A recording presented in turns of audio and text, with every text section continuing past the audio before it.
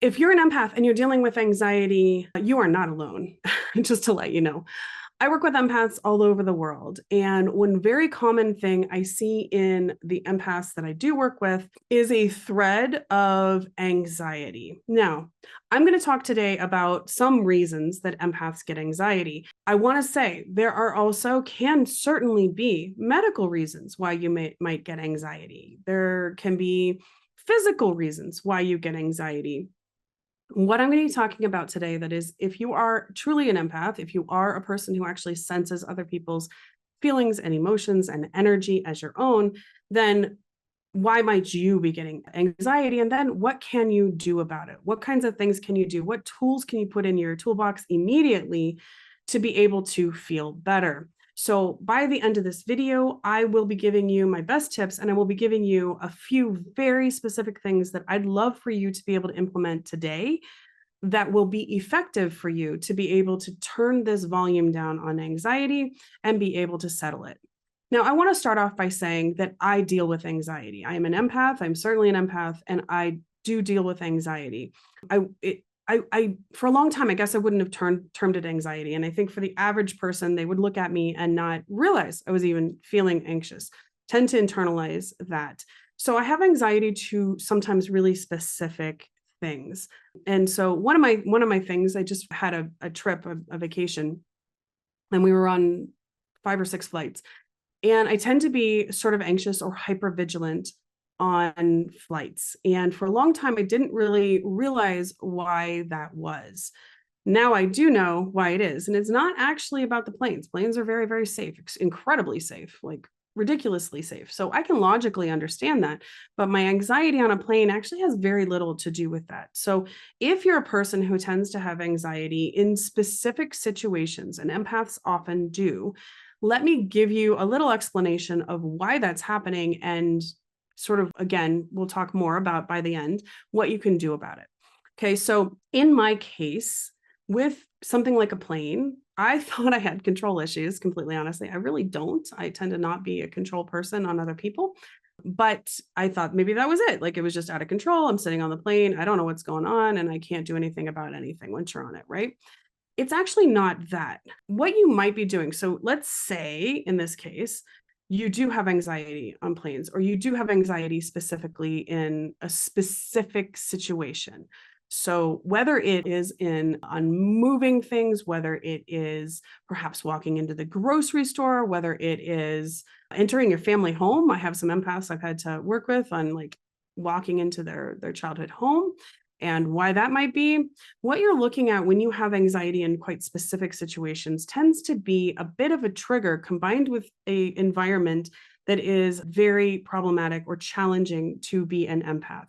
So in the plane example, let me tell you why that ends up being quite problematic and difficult. So in growing up as a kid, I realized that oftentimes I was in the car and my mom and dad, who I love, would not be very focused on, sometimes not very focused on the road, and would be kind of like talking with each other or chatting with each other or not so happy with each other, a lot of like this and back and forth, right?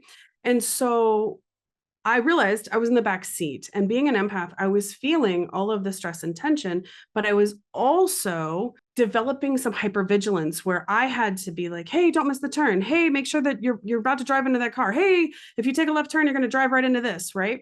And as a kid and as an empath, that increases your hypervigilance in a very intense way. So when I'm on a plane and I am not in control and I cannot see anything that the driver of the plane is doing, which is, of course, a pilot, I have to kind of, it goes against the many, many years of being trained to become very hypervigilant in a situation which feels very out of control. Okay. So that can be one of the things I want you to take a look at. Do you have a trigger that there was something about that environment that you had to be very hypervigilant, you had to be very aware? I have lots of empaths that grew up in toxic or narcissistic family dynamics, and they had to basically take their general empath nature and turn it up to 100 because that literally was survival, right? They would walk in, and you might feel that way. You would walk into a room, and I can still do it today. I'm sure if you're an empath, you can too. And you'll feel, it's like you have thousands of little feelers that go out in front of you, and you're actually feeling almost like Braille. You are reading the feeling of the room without even seeing anything physically going on. And oftentimes, what I find is empaths that were brought up in those very more challenging family environments, as a child, having that sense as you open the door and knowing whether, you were going to be greeted with good mom or good dad or good brother or bad brother or whatever it might be, was literal survival at that moment in time. So if we talk about things that might be triggers for anxiety, such as walking in your childhood home, such as, something like walking into a grocery store, those kinds of things, I want you to just take a second and look, were there environments there, if around that particular trigger for anxiety, that would cause you to need to be in hypervigilance mode? Okay.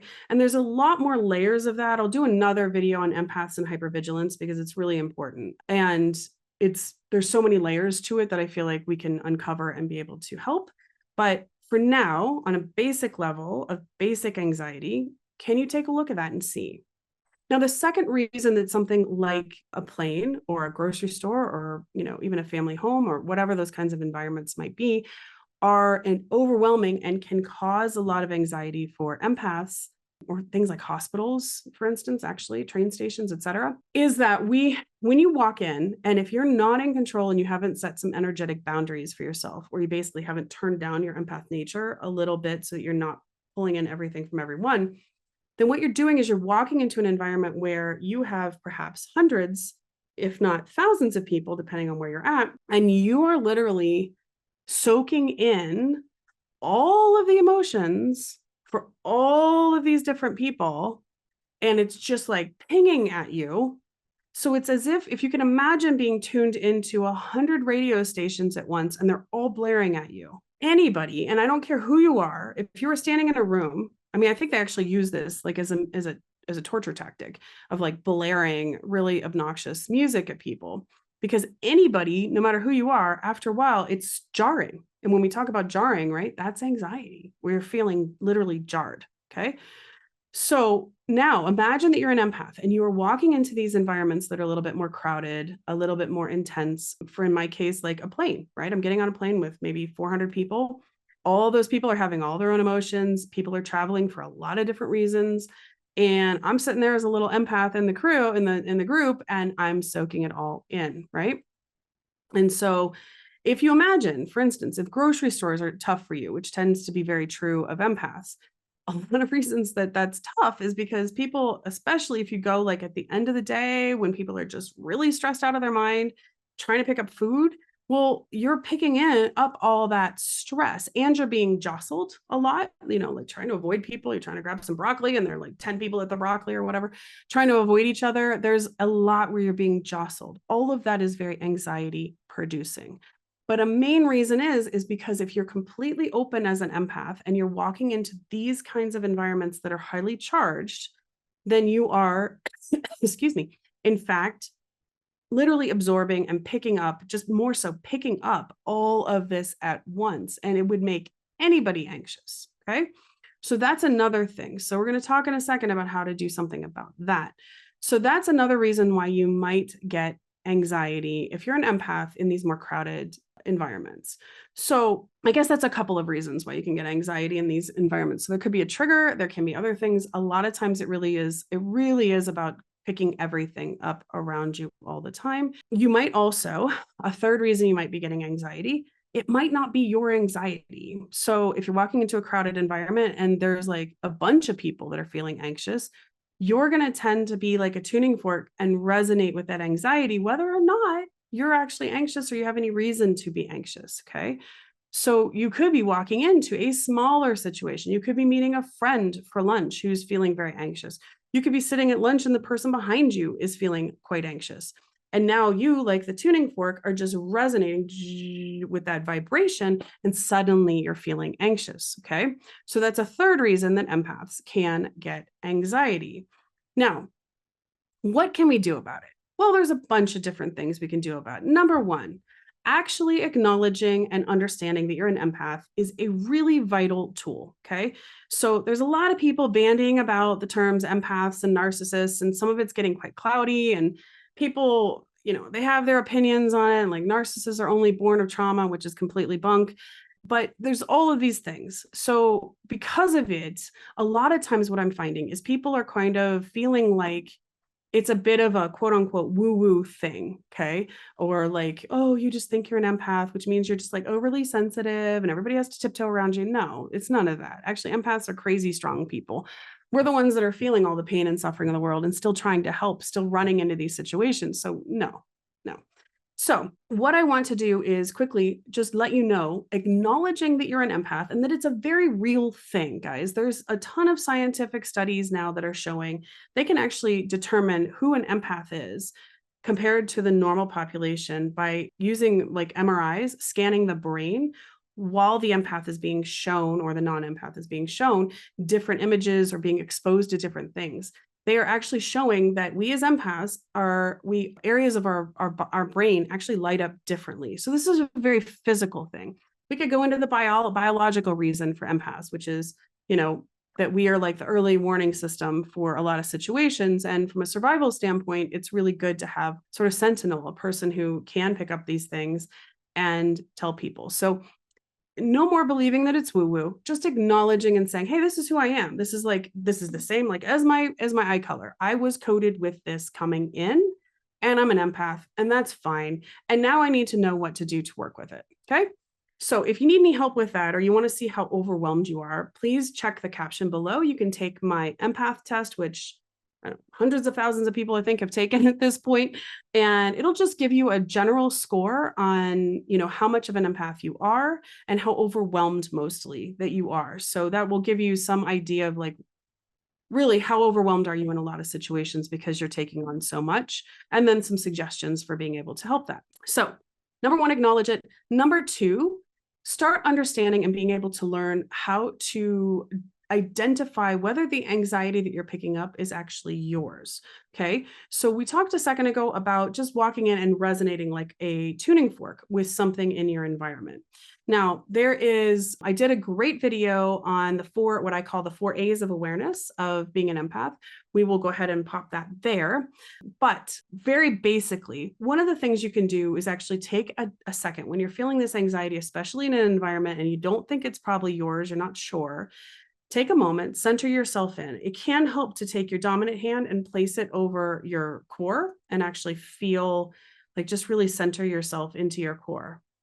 Then what I like to do is almost like as if I was a lighthouse, right? Scan all the way around myself mentally and see if I can kind of pick up, is this coming from somewhere outside myself? Is this someone else's anxiety that I'm picking up on? And you'd be surprised how accurate you tend to be with with just using that skill set of going around and checking it out. Okay. So if you find that the anxiety feels very much like it's coming from somewhere else, like I can remember sitting in a restaurant and I realized the anxiety I was feeling was actually coming from the kitchen staff. They were having all kinds of issues back there, which I actually was not aware of until I asked the waitress, and I was just feeling this buzz of like stress and anxiety coming out of there. And suddenly I was like feeling vibrating. And I was like, what is going on? If you find that it's not you, it's something else, someone else. Okay. One of the things you can do is just quickly check in with yourself and ask, like, is there something I need to do about it? So as empaths, a lot of times we just carry things and we feel things and we're not sure if we need to keep carrying them, or we can just put them down and say, hey, that's not mine. Okay. So this is kind of a quick practice to be like, is it mine or is it not mine? Okay. do I need to do something about it or don't I? So you want to check in. And if it's just somebody else's anxiety going on around you and you check in and you're like, you know what? I don't know what's going on there, but I'm not supposed to actually interact or help the situation. Then what you want to do is actually imagine that you are pulling your energy back in. Okay. So you're literally pulling it back into yourself. In a second, we'll talk about another practice to be able to create a boundary. But for now, just imagining that sometimes I like even like imagining I'm pulling the cord out of like a plug, like I've plugged into someone and I'm pulling that plug out. Okay. So if that's the case, pull that plug out. Now, what if you sense that you are supposed to do something about it? What if it's anxiety or fear or something going on, and you as an empath are feeling like, I do need to get involved with that? Well, then you take action. You get up and you go help. Okay. You go do whatever instinctively you feel like you're needing to do. And that's actually going to take the anxiety off you because you've actually taken action on this information that you've pulled in. Okay. So there's that. So now the next thing is, what do you want to, let's go to triggers. So the next thing is, let's talk about the triggers. So we talked about how, like, for instance, for me, I tend to have hypervigilance in a moving situation where I'm not in control, specifically planes. I had a couple scary plane, they were actually totally fine, but I read them as quite scary because of my experience growing up and needing to be hypervigilant. And so because of that, so let's say you have identified a trigger that is causing your anxiety, right? What can you do about that? Okay, so one really great practice that I've kind of adapted from the work of Dr. Russell Kennedy, who did a brilliant book called Anxiety RX. I cannot recommend that book enough for really anyone that is dealing with any level of anxiety. Go read it. It's very big. It's quite intense, so get ready for it, but it's really, really, really good. Is you can actually help identify the anxiety anchor in your body and be able to remove it. How do you do that? In short, what you want to do is you actually close your eyes and you try to identify, where am I feeling the root of the anxiety in my body? And that's where this trigger got, basically what I would describe it as, is programmed in, essentially kind of like a little anxiety hologram that is relating to other things. So let's say you are feeling that anxiety and you start to feel it down here in your core. Okay. And you can feel that anxiety. You can imagine then, and you can even do this yourself, almost feeling that you are pulling that anxiety anchor out. Or a lot of times, what I like to do is imagine that your spirit guide, God, your higher self, a goddess, I don't care, whoever it is that you would feel is a higher power authority for you, doesn't matter to me what it is standing in front of you and pulling that anxiety anchor out of you. Okay. So, and once they do that, you can feel that anxiety, and you can actually close your eyes and try to imagine, or even if you're a tactile person, like, feel, what does that anxiety look like? Why is it sort of stuck in that area of your body? And then imagine that it's actually just dissipating, actually going, in smoke or melting away. Okay. So you're pulling it out of your body and letting it go. Now, what I like to do after that is actually imagine that I'm pouring back into myself, any color of light that you think would help you feel calm, centered, whole, unconditionally loved, or calm, peace, whatever colors you would think of. Okay.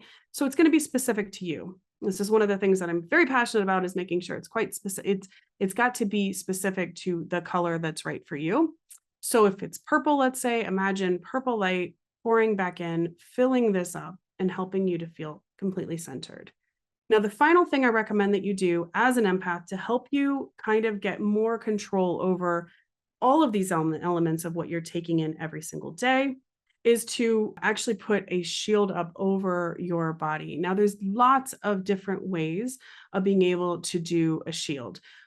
All a shield is essentially is setting an energetic boundary for yourself of, I'm willing to take this much on today. I am not willing to take on the rest of it. Okay. It is just basically saying, this much is okay with me, that much is not okay with me, so that you can actually have energy and feel centered and feel like you're not taking on everybody else's stuff all day long without permission, right? And that's what's happening a lot of times. I personally like to focus in on my core, and then I imagine that I'm actually creating this shield coming out from my core and coming up and over my body about 2 feet over my head and about 2 or 3 feet into the ground. And I make that shield whatever color would make me feel safe and protected. It can change every single day, and that's great. Just trust what that is. And whatever color it is probably the color you need for that day. And now imagine that that is all the way around you and is, completely protecting you. Personally, I like to close my eyes and actually see, like, somebody either throwing a brick at my shield that I've just put up, or a negative person like coming towards me, and just see them like bouncing off, type of thing, almost like a big rubber ball kind of thing. It just helps you feel more centered and secure. So that is a great thing to do. I suggest doing that as an empath every day. Like you brush your teeth and wash your face in the morning, you're putting your shield up every single morning. Okay. That's going to help you to be able to stay very centered and set some very positive boundaries for yourself.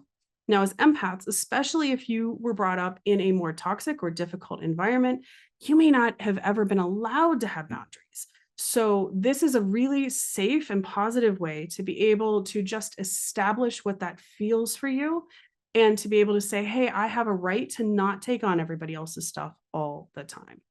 So I hope this has been super helpful for you. I will do some more videos that, as I say, are towards like hypervigilance and some other things we get as empaths. But if this was helpful for you, I would love to invite you to jump into my Empathic Badass program. It's basically my 5 strongest and best practices with a bunch of other bonuses that are going to take you from feeling very overwhelmed and out of control as an empath to feeling very in control of your empathic nature and able to use your empathic nature as a true gift and not feel so overwhelmed and cursed by it. And that is in just 5 days. It's basically layering 5 days of practices that you do, ones that I've done over. I literally had to develop this for myself because I was a super overwhelmed empath. And these are my best practices that I teach to people all around the world. So definitely make sure to jump in. I have it at a very low price to be able to give people as much access as possible. So check that out in my caption. It's hugely, hugely helpful. And I can honestly promise you that if you just do the first hour and the first practice, you will feel remarkably better. I literally can promise that to you. So check that out. If this is something you're dealing with, if you want to just feel better that quickly, then check it out. If this video has been helpful for you, please like, share, and subscribe. Also, please comment. I love hearing from people. And I would love to know, is there an aspect of being an empath that you need help with, that you'd love for me to do a video about that I can help you with? Please let me know. Until then, I hope this has been great and super helpful. My goal and mission is to help empaths thrive and heal the world. So every single time you guys like, share, subscribe, and comment, it really helps me to reach more people and to keep hopefully helping us as empaths to rise up and take back our power and to be able to help the world in the highest possible level without blowing ourselves completely out. Until next time, have a beautiful and wonderful day and hopefully a very centered day as an empath. See you next time.